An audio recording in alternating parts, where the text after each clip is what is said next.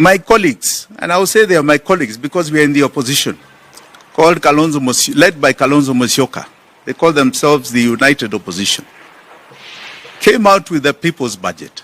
They claim a people's budget. And that people's budget is not too dissimilar to John Mbadi's budget. It is about tax, debt, and borrowing. He even proposes the same illegal borrowing, domestic borrowing of 500 billion. Please, Kalonzo Musyoka and my good colleagues, stop letting us down. You're letting us down. Do some basic homework.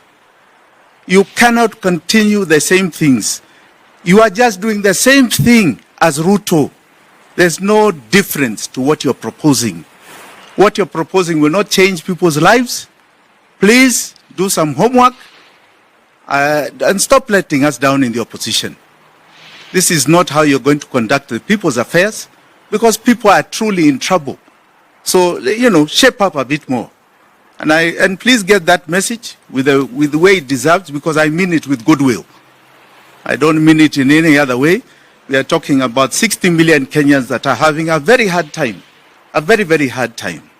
So the sixth is very simply this, that we as Safhina have been very clear about our budget. Our targets are very clear. We are saying we will never borrow again, and we are not going to borrow from the domestic market because we will not need to. We are going to very clearly not pay this odious debt that you can now see the Ruto regime is claiming to be illegal. We will not pay it. Hiyo hatutalipa. In the year 2027-2028 financial year, it is going to be 2.8 trillion in debt payment.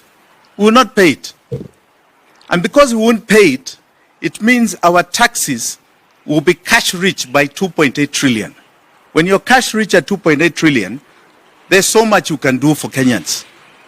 The first thing we are going to do is ensure that primary school, high school, and TVET, the capitations to the standard of living of that year shall be paid.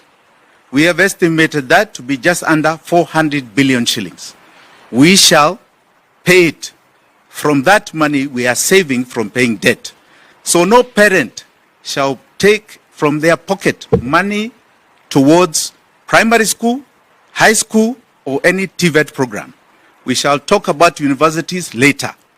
The second thing is that we are saying we shall scrap completely SHA, NHIF, or whatever other health levies that are put on Kenyans. Universal health care has been costed at 180 billion shillings per year. So your ID will guarantee you universal health care no matter where you are without any payment from your pocket. That is the Safhina government. The third, and this is fundamental, we shall scrap VAT in total as a tax. We shall seek to scrap VAT and replace it with a simple 5% sales tax. That will become a benefit to Kenyans in their pockets of roughly 300 billion shillings back into the pocket. With just those three measures, we intend to inject roughly 800 billion as a stimulus to be kept in people's pockets.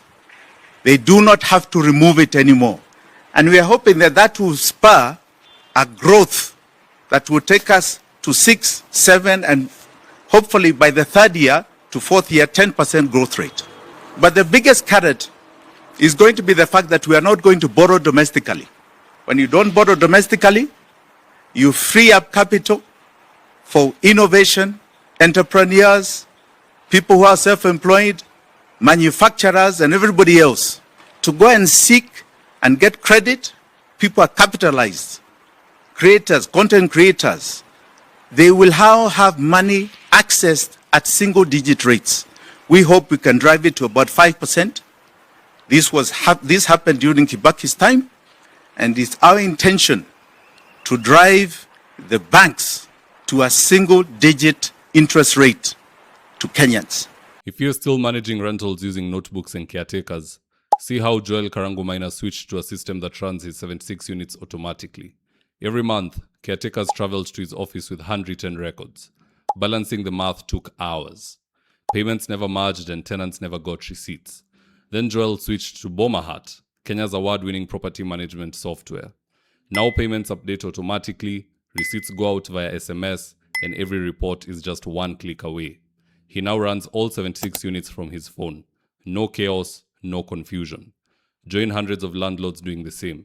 For more information, please call 0717 512 483 or visit www.bomahat.com. Interior design is one of those things you can't afford to get wrong. So if you're looking for experts to do your gypsum, wainscoting, paintwork, tiles, washrooms, and kitchen, reach out to Dhaka Living on 0706 026 218. That's 0706 026 218. Thank you for choosing David Wafula as your primary news platform. We put countless hours in research, recording, and editing. By showing up each and every day to watch our videos, you encourage us to generate more videos for the viewers. We are on a mission to inform, educate, and build a better tomorrow.